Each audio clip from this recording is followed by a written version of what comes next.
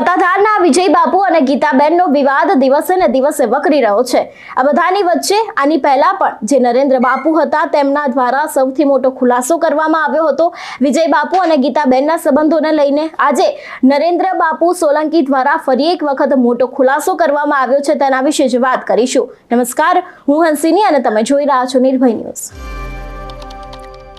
સત્તાધારનો વિવાદ છે તે દિવસે ને દિવસે વકરી રહ્યો છે। આ બધાની વચ્ચે નરેન્દ્ર બાપુ સોલંકી દ્વારા પહેલા તો એક પત્ર બહાર પાડવામાં આવ્યો હતો, જેમાં તે સમાધાન કરવા માંગે છે વિજય બાપુ સાથે। એટલું જ નહીં, સત્તાધારને લઈને અનેક એવી વાતો કહેવામાં આવી હતી, ગીતાબેનનું નામ પણ લખવામાં આવ્યું હતું।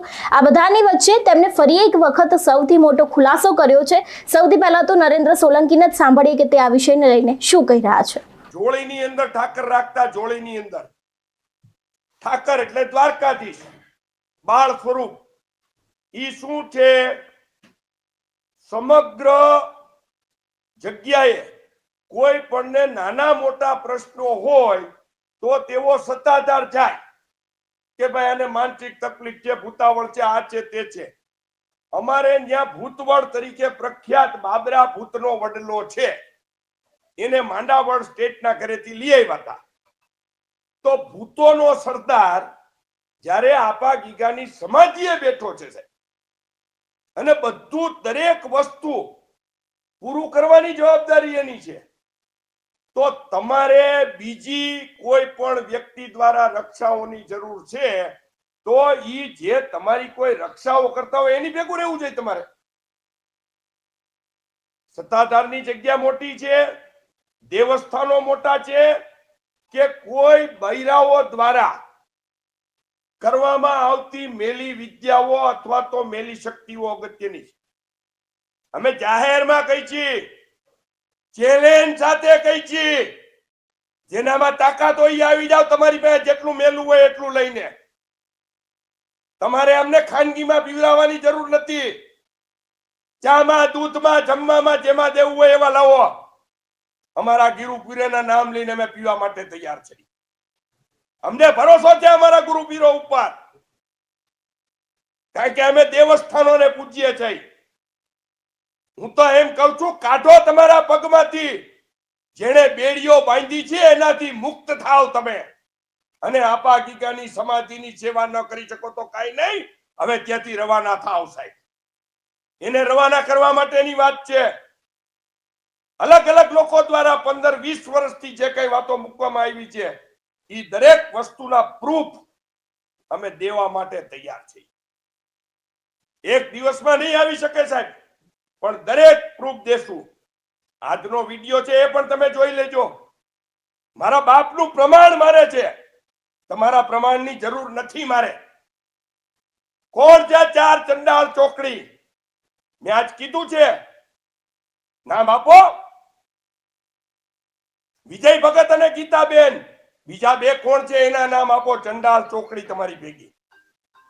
બાકી નાના મોટા સમાજના લોકોને સત્તાધારની જગ્યાની અંદર હું એસપી ને કહેવાનો છું, પત્ર દ્વારા લેખિત જાણ કરવાનો છું।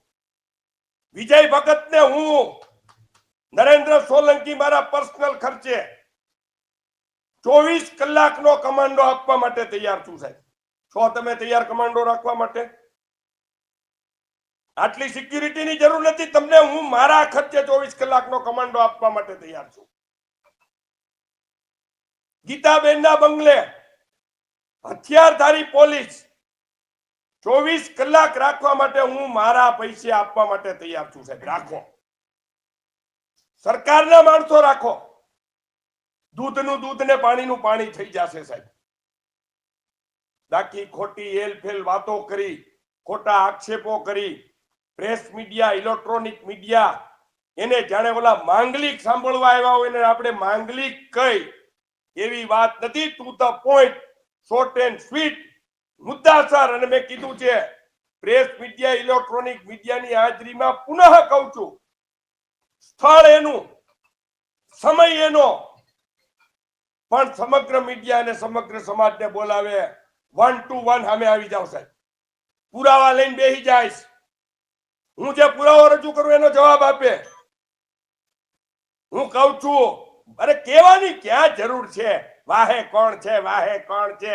વાહે છે નરેન્દ્ર સોલંકી છેલ્લા 3 મહિનાથી. છાતી ઠોકીને કહું છું, છાતી ઠોકીને કહું છું, 3 મહિનાથી જો એની પાછળ અને પુરાવાઓ ભેગા કરું છું.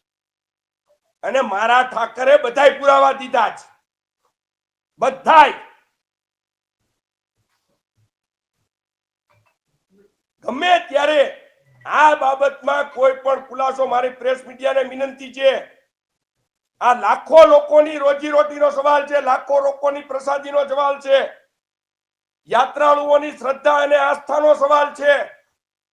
હું આપ સૌને વિનંતી સાથે કહું છું, સાહેબ, કેમ તમે નથી બોલતા, અથવા તો કેમ તમે નથી બોલાવી શકતા? તમે નથી બોલતા એનો મતલબ તમે સંપૂર્ણપણે ખોટા છો, સંપૂર્ણપણે તમે ખોટા છો સાહેબ. આવો મેદાનમાં. અને બીજું, આ તો મેં બાઈટ તમને આપું છું સાહેબ, મારી મજબૂરી છે, કારણ કે એની કોઈ આમને સામને આવવાની તાકાત નથી. હું તૈયાર છું, તમે સાચા હોતા આવી જાવ ને ભાઈ મેદાનમાં. અને અમે તો જુનાગઢ, રાજકોટ એટલા માટે કહી છીએ કે વિસાવદરની અંદર ભૂતકાળમાં એને એક ભાઈ પ્રેસ મીડિયાને કીધું હતું કે અહીંયા ટાવર નથી આવતો, ટાવર.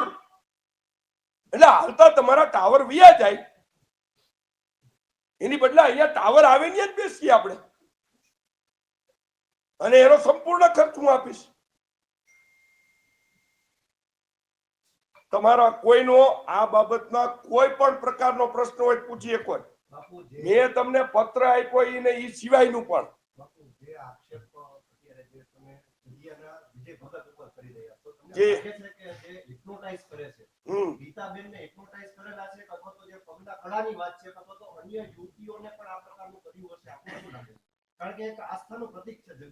આસ્થાનું પ્રતીક છે. મેં તો તમને કરી જ દીધું કે આ આક્ષેપ જવાબ એને આપવાના છે યાર. સવાલે હું કરું ને જવાબે હું આપું, આવું કેવી રીતે બને?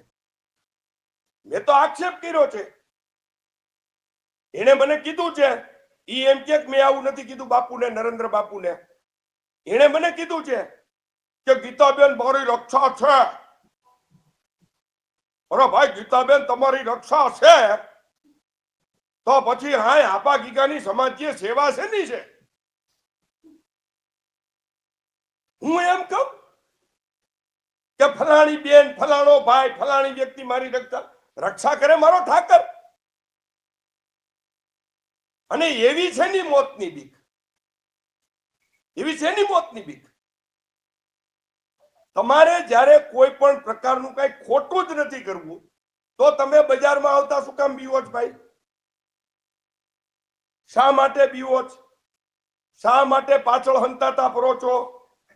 શા માટે હાલતા ને ચાલતા બંગલા ઉપર બોર્ડો બદલાવો છો?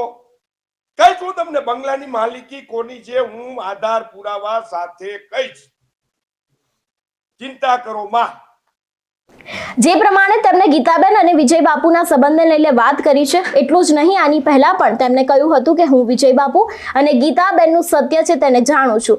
આટલું જ નહીં, હવે આ વિવાદમાં કદાચ કોઈક નવો વળાંક પણ આવી શકે છે તેવું પણ લાગી રહ્યું છે, કારણ કે અત્યારે હાલ વિજય બાપુ અને ગીતાબેન વચ્ચે કયા સંબંધો ચાલી રહ્યા છે તેને લઈને પણ અનેક એવા સવાલો ઉભા થઈ રહ્યા છે. અને જો વિજય બાપુ સાચા હોય તો તે કેમ કોઈ પોતાની પ્રતિક્રિયા આપતા નથી તેવું પણ અત્યારે હાલ ચર્ચાઈ રહ્યું છે. તમારું શું માનવું છે આ વિષયને લઈને અમને કમેન્ટ કરીને ચોક્કસ જણાવજો. તેની સાથે જ અમારી ચેનલ નિર્ભય ન્યૂઝને લાઇક, શેર અને સબસ્ક્રાઇબ કરવાનું ભૂલશો નહીં. નમસ્કાર.